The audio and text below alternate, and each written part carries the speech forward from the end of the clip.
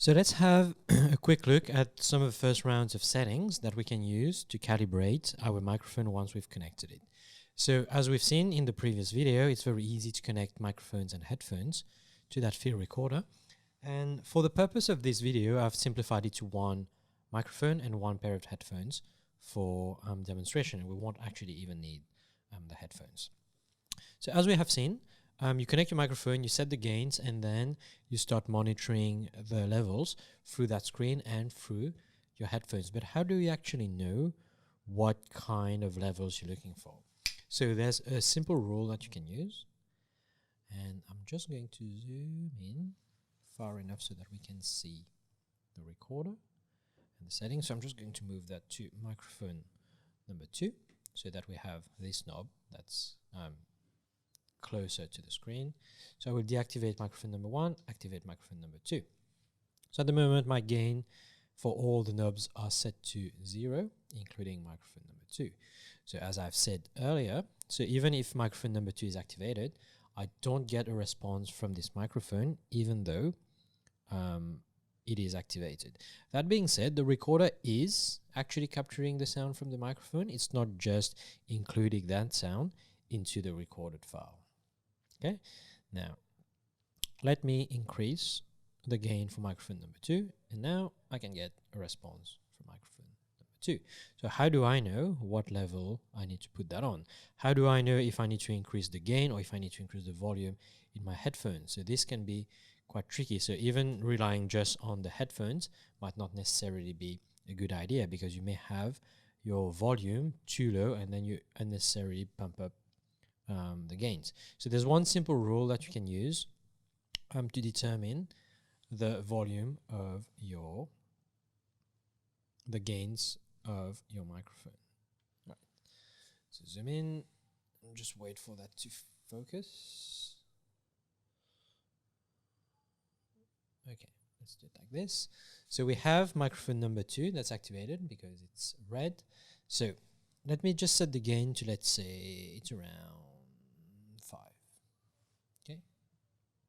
So what I want to do to calibrate it, and that's before the recording even starts, I want to bring that microphone close to my mouth, and I'm going to do that now, which can be a bit tricky because I have another microphone I'm talking in at the moment. All right.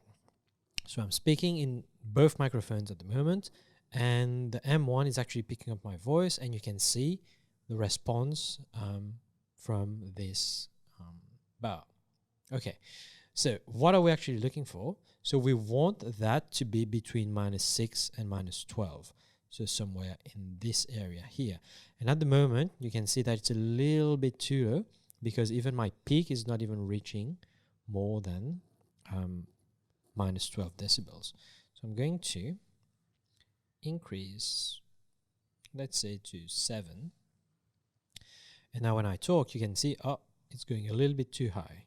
Okay, it's already clipping because, one, you can see that the bar is filling up completely, and I can also see that this is blinking. So if you remember from past video, once you have that light that starts to blink, it means that it's clipping the audio. So I'm just going to go back that down to 6. And now when I talk, it's pretty good. So my peak is between -12 and -6. So if this is the kind of volume that I would use for the whole duration of the recording, that is probably a good setting to use. Now it can be a little bit tricky because when people test microphones, they tend to be either louder or softer than they would usually be during a recording. So it might take a little bit of trial and error to get the volume right. So between -6 and -12 is what you are aiming for. Now, depending on the type of microphone that you're using, this calibration can be done slightly differently. That Rode M1 is called a dynamic microphone. So a dynamic microphone is a microphone that's sensitive to sound coming in one direction only. So with that Rode microphone, even if there's a grid that goes all around, if you try to talk to the microphone from the side like this, it's not going to pick up as much signal as you would talking straight into it. So when you're using a microphone like this, make sure that you talk straight into the microphone, head on to the microphone, and that your mouth is quite close to the microphone. Obviously, it will sound a little bit distorted, it will sound quite distant, and the microphone is going to pick up a higher ratio of ambient noise and background noise as opposed to the voice that you're trying to capture. So make sure that the way that you're talking into the microphone while you're calibrating it is also the way that you're going to be using it during the recording session. So if you have stands, if you have boom arms, make sure that you've set up all of these before you even start tinkering with the gains and the different levels. If you're using a condenser microphone, which is a microphone that can potentially get sound from all around it, then you don't actually need to speak into the microphone.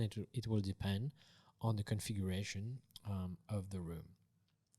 So the other thing that you need to think about is that every time you talk into a microphone and you do an interview or a conversation, it's not going to the tone of the conversation is not going to remain the same from the start to the end of the conversation. There are times when things are going to get more quiet. There are times when you'll get more excited. So how do you actually gauge with the level of between -6 and -12? If you feel like the conversation could get a little bit louder during the recording, it's safer to get the peak that's supposed to be between -6 and -12. It's safer to get it a little bit lower, because in post-production you can always bump up a sound that is a little bit too low. If you have an audio that's completely clipped, this is not recoverable. It doesn't matter how sophisticated your program is. If you're clipping a clip, if you're clipping an audio file, you can't actually recover the part that would otherwise have been recorded, like above that line, if we want to represent that visually. So it's safer if you don't know about the tone of your voice and what it could be during the conversation, it's safer to have it at a lower level that you can always adjust in post-production. So that's it. Once you've calibrated your microphone, and you can do that for individual microphones, once you're ready to record, you can just press on that red button and it will start recording your conversation. And when you're done, you can just press stop afterwards.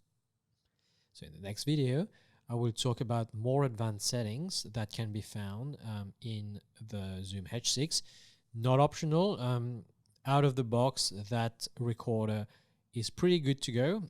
But in case someone has been using the recorder before you and may have changed some of the settings, or if you want to specific things in terms of recording, I'm going to talk about this or some of this in the next video.